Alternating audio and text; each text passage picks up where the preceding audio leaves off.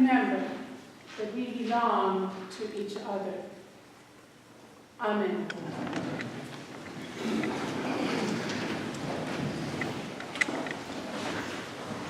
This morning, I want to focus on the Old Testament lesson. I have to say, I love this story. It's near and dear to my heart. And I was a little sad last week when we didn't get the first part of it because it was actually All Saints' Day. So I wanted to go back a little bit and start the story where it began because we kind of came in almost at the end today. Elimelech. Isn't that a great name? Elimelech. Married Naomi. And they had 2 young sons, Mahlon and Chilion. And they lived in Judea, in a little town that we know a little bit about called Bethlehem. And a famine came. And it was one of the worst famines in hundreds of years. And people were needing to do something different than stay in Bethlehem because there was not enough food. So Elimelech takes courage and says to Naomi, gather the children and what we can carry. We are going to go in search of food for ourselves. And off they went. And I can see Bob's listening, so I'll go to the microphone.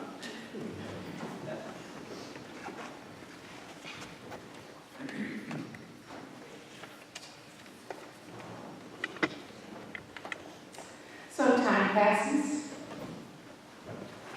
but the famine continues in Judah. Elimelech dies.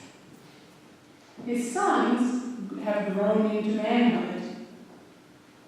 And here they are in the land of Moab, home of infidels. There were no Jews there. And they married 2 of the beautiful local women, Orpah and Ruth. Now this kind of intermarriage was really frowned upon among the Israelite nation. But these men had spent most of their lives among the Moabites. And to them, Ruth and Orpah were just like them. Time passes, 10 more years. And as often happens in the Bible, the men die, leaving Orpah, Ruth, and Naomi as widows. And this trio to fend for themselves. After a little bit, Naomi hears that the famine is letting up, and she thinks it's time to go back to Bethlehem. Because their life won't be quite so hard. She'll have kinsmen who will help take care of her. For you remember, in the ancient biblical lands, women neither owned property or had any rights. So if you were widowed and had no husband, you were literally a beggar. So the 3 of them, Naomi, Orpah, Ruth, set out to walk back from Moab to Bethlehem.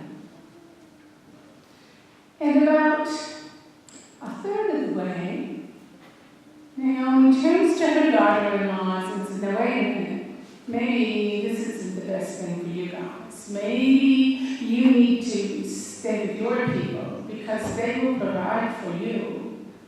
You have kinspeople here.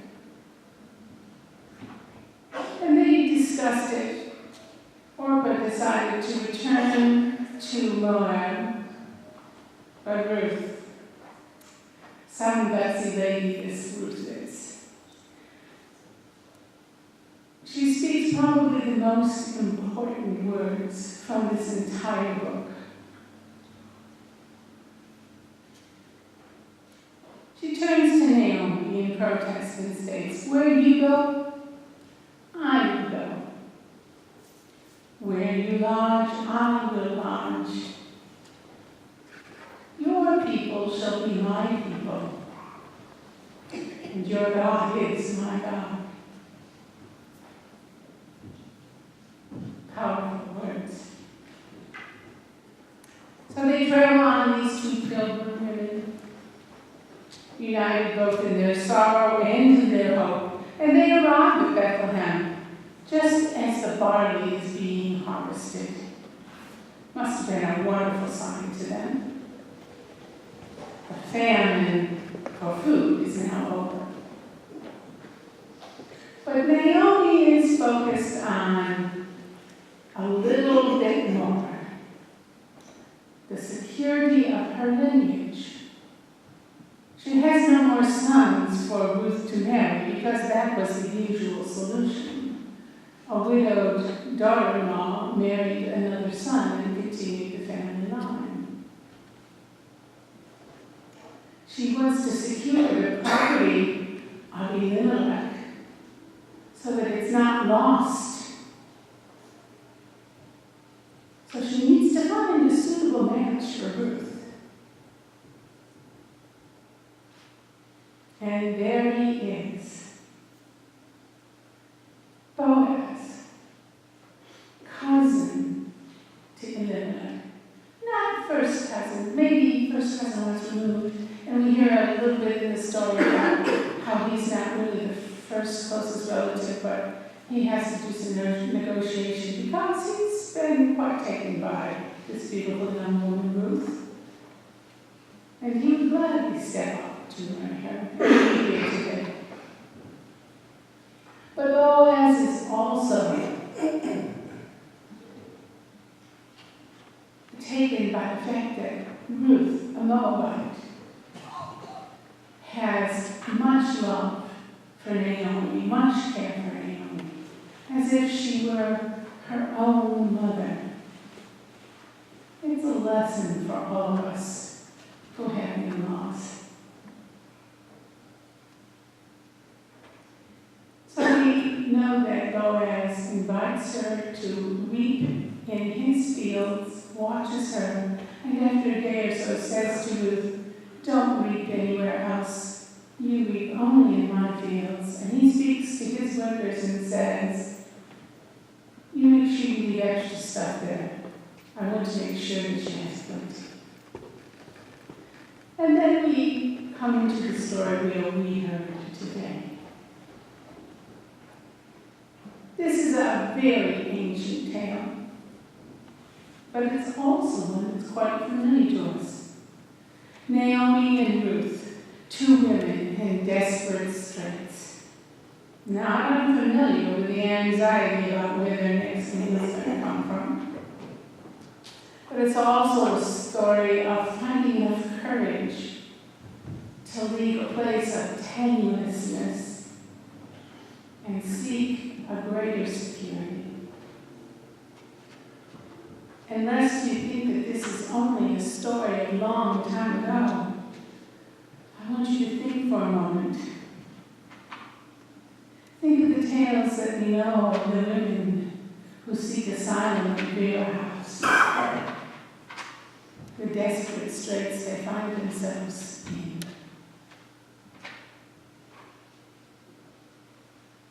Remember the tales that we heard last Advent and Christmas season as we went into the homes of newly arrived immigrants to resettle in our country, who were seeking security from hunger, from torture, from terror itself.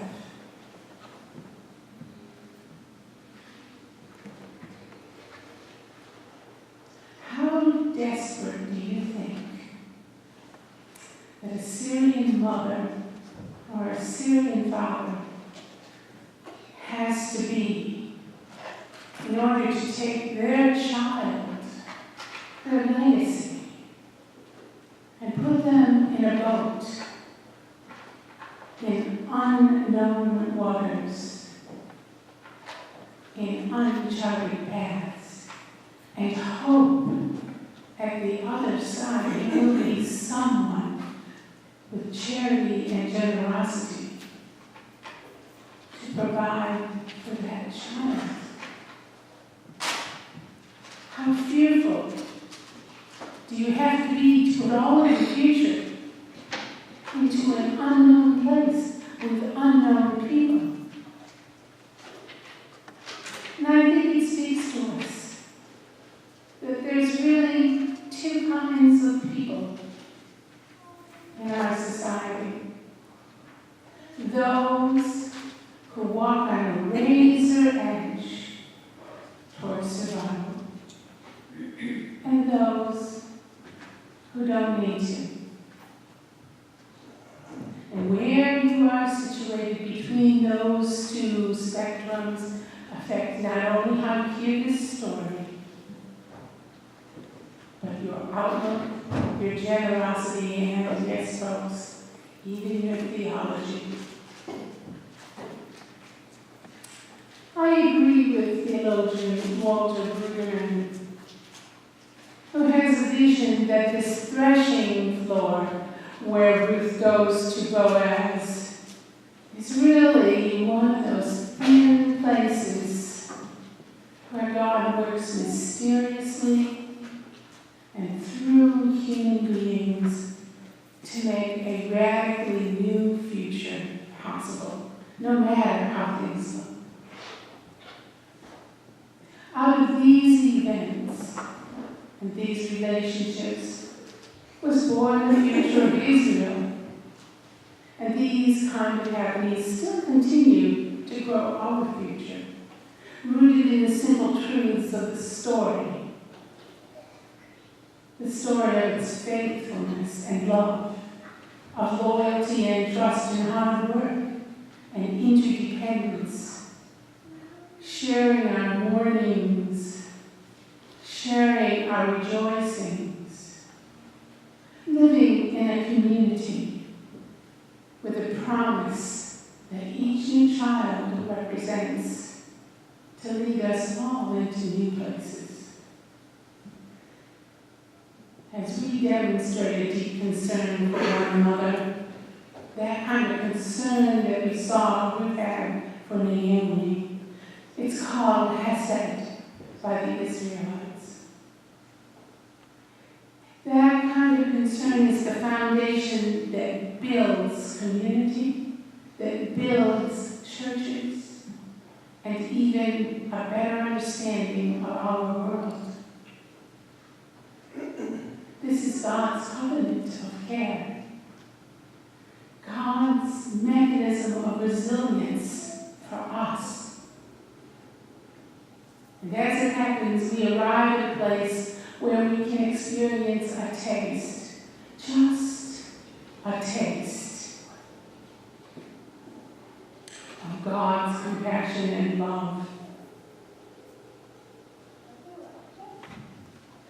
And through the experiences of being everyday people with generous hearts, living in hopefulness and charity, God works wonders and moves the grander story of all of us with astounding results, as we learned even today, as we meet Obed, grandfather of David, ancestor of Joseph,